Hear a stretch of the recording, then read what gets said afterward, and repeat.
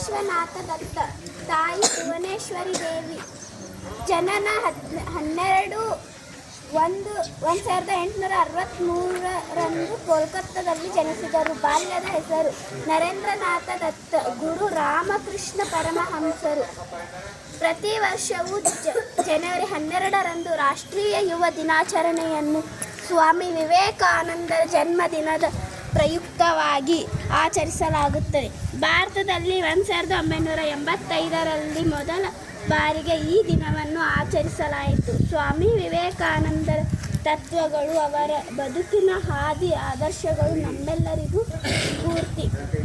1893ರಲ್ಲಿ America ಚಿಕಾಗೋದ ವಿಶ್ವ ಧರ್ಮ ಸಮ್ಮೇಳನದಲ್ಲಿ ಇವರು ನೀಡಿದ ಭಾಷಣ ಇಡೀ ವಿಶ್ವವನ್ನೇ ಭಾರತದತ್ತ ತಿರುಗಿ ನೋಡುವಂತೆ ಮಾಡಿತು. ಅಮೆರಿಕಾದ ನನ್ನ ಸಹೋದರ ಸಹೋದರಿಯರೇ ಎಂಬ ಅವರ ಆರಂಭದ ನುಡಿಗಳು ಇಂದಿಗೂ ಪ್ರಸಿದ್ಧ.